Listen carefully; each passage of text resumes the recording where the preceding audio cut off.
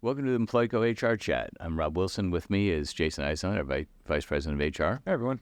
Welcome to 2024 HR Chats. So we try and pick a topic, spend a couple minutes on it, and make it quick for everybody. So something to look at in 24, Jason, is attraction and retention trends. Yeah, we're seeing 5 trends out in the HR or kind of employment world related to attraction and retention that organizations of any size can really concentrate on and try and improve. And the first one is the labor market. So as everyone can kind of guess, the labor market is starting to ease a little bit. It's a little bit easier to find employees. It's still not good, still not great.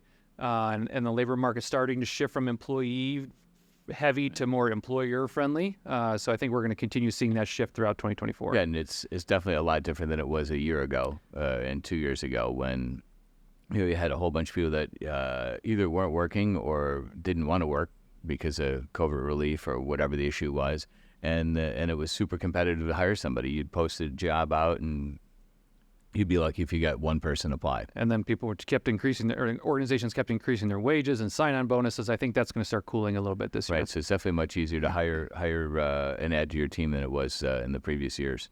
So number 2, kind of related to that, is skills-based hiring. So because it's still very difficult to find quality employees, what we're seeing organizations do is look for skills-based hiring. So it's not so much the education experience. It's still important, but more and more of our clients, even what we're seeing from our talking to our clients, is we're going to search based on skill. And if we find the right person, we can train them on the education or the role and experience needed for the position. Right, and theoretically that going skill-based, if the person has the right skills, theoretically they should be a better match for the job. Long term, right, because not only do you want to attract new, but you want to retain them. Exactly.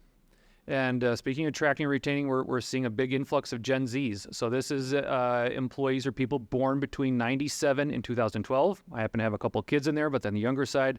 So this is teens and 20s entering the workforce. And by the end of this year, it's thought that the Generation Z will outgrow or outnumber baby boomers for the first time. Because you figure every year you've got baby boomers retiring. Exactly. And then you've got, Gen X is a huge part of the workforce right now. But as baby boomers are retiring, there's a lot of Gen Zs going to the workforce. And with them in the workforce, they have different demands, different thoughts. So it's a different type of person than your baby boomers. Yeah, and for Generation Z, it's just a generalization, but Gen Z typically really like culture, the company's mission and purpose, their contribution to the organization, and workplace flexibility. Those are really high important factors of an employment for Generation Z workers. Right. The number 4 on our list is pay transparency. So very complicated. It's hard to keep up with laws, especially if you're a multi-state employer.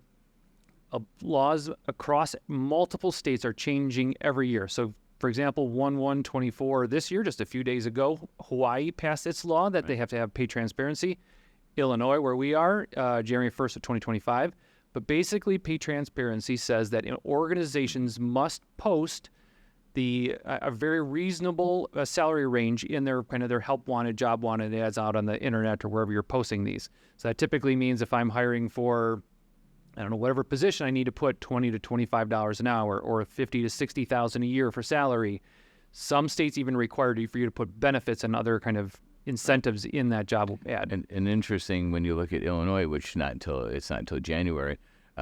If you're hiring someone, even if they're out of state, you have to have the training. So you really need to look at what state you're in, where you're hiring, to make sure that you're in compliance with that state's pay transparency, because every state's a little different. Yeah, good point.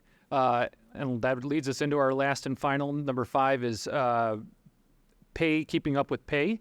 So although we're seeing wage growth slow down a little bit, it's still higher than it was a couple years ago. So instead of 4%, 4.5% that we saw this time last year, it is slowing down between the 3% and 4%. So still employee in front, but I think the shift that now is going towards employers a little bit more. Right, and you still need to keep up with it, though. Exactly, yeah, because we're worried about that attraction and retention if you aren't paying competitively. Right.